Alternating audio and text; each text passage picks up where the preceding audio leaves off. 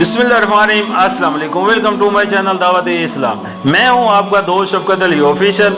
उम्मीद करता हूं कि आप सब लोग ईमान के आला दर्जे पे होंगे। सूरतुल अल तौबा के आयत नंबर 40 का तर्जुमा, तुमने अगर नबी की मदद ना की तो कुछ परवाह नहीं, अल्लाह उसकी मदद इस वक्त कर चुका है जब काफरों ने उसे निकाल दिया था, जब वो सिर्फ दो में का दूसरा था, जब वो दोनों गार में थे, जब वो अपने साथी से कह रहा था कि गम न कर, अल्लाह हमारे साथ है। उस वक्त अल्लाह ने उस पर अपनी तरफ से सकून कलब नाजिल किया और उसकी मदद ऐसे लश्करों से की जो तुमको नजर ना आते थे, और काफरों का बोल नीचा कर दिया और अल्लाह का बोल तो ऊंचा ही है। अल्लाह जबरदस्त और दानव बेना है। सूरतुल अल तौबा हाशिया नंबर 42। ये उस मौके का जिक्र है जब कुफारे मक्का ने नबी करीम सल्लल्लाहु अलैहि वसल्लम के कत्ल का तय कर लिया था, और आप ऐन उस रात को जो कत्ल के लिए मुकर्रर की गई थी, मक्का से निकलकर मदीना की तरफ हिजरत कर गए थे।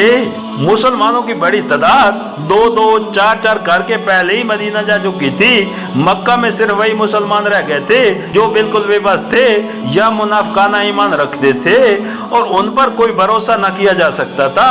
इस हालत में जब आपको मालूम हुआ कि आपके कत्ल का फैसला हो चुका है, तो आप सिर्फ एक रफीक हजरत अबू बकर रज़ियल्लाहु अन्हु को साथ लेकर मक्का से निकले, और इस ख्याल से कि आपका तक़व्वुज़ जरूर किया जाएगा, आपने मदीना की राह छोड़कर जो शुमाल की तरफ थी जनूब की राह इख्तियार की।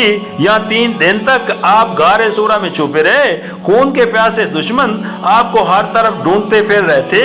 अतराफ मक्का की वादियों का कोई गोशा उन्होंने ऐसा न छोड़ा जहाँ आपको तलाश न किया हो।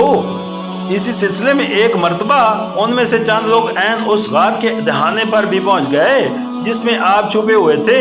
हजरत अबू बकर रज़ियल्लाहु अन्हु को सख्त खौफ लाहक हुआ कि अगर इन लोगों में से किसी ने जरा आगे बढ़कर गार में झोंक लिया तो वो हमें देख लेगा। लेकिन नबी करीम सल्लल्लाहु अलैहि वसल्लम के इत्मीनान में जरा फर्क न आया, और आपने ये कहकर हजरत अबू बकर रज़ियल्लाहु अन्हु को तस्कीन दी कि गम न करो, अल्लाह हमारे साथ है।